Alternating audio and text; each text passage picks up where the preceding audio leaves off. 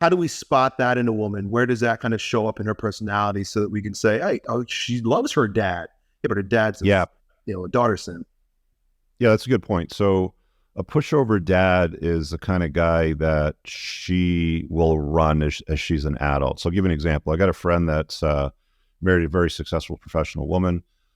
Father's in the picture, has always been in the picture. He's a good dude. He's a nice guy. He's he's your quintessential Robert Glover nice guy, right? And there's a difference between a nice guy and a kind man. You guys can dig through that when you get to Robert Glover's No More Mr. Nice Guy book. But because mom ran him in the household, and he was basic. I mean, I don't want to use the word slave, but he behaved a lot like a slave. He's at her beck and call for every single thing. I mean, she's an adult woman. She's in her 30s. He's in his retirement years. He's not in the best of health, but when she says jump, he says how high. I need a picture hung, shows up and does it. I need a chandelier put together, shows up and does it. Um, these pushover men, rest assured, it's another version of daddy issues. She's going to try to pull that with you in a long-term relationship or a marriage. She's going to try to run you. Yeah. Okay. So number two is feminists. And this is a tough one because, it's hard to find a woman that isn't a feminist, at least at a conscious level.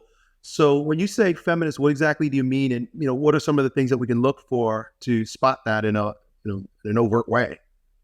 Yeah, the overt signs have become pretty obvious now. Purple hair, overweight, covered in tattoos like a sticker book, in random places. These are the kind of gals that subscribe to beliefs which require them to be a victim. Okay. And if you're a victim in an equation, you have to have an oppressor. You have to have somebody that's doing you wrong. Well, the oppressor happens to be men for them. And I think feminism had noble roots in its cause where it was looking for equality. But I don't think many people today would argue that there's things that women can't do that men are doing.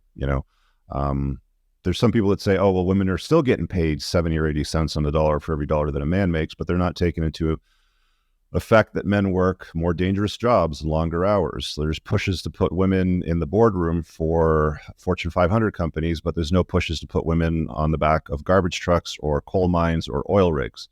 Those are all predominantly jobs done by men, and they pay a lot more because they're longer hours and more dangerous. So it's a bit of a lie. And I think at this point, it's been said a few times now by several different people. It's not an equality movement anymore. It's more of a supremacy movement looking for the subjugation and the bending of the knee to all women because of past manufactured traumas in many cases. It's just not good to be in a long-term relationship with any woman that has a victim mindset as a baseline, like as a foundation, because victims are just awful to be around.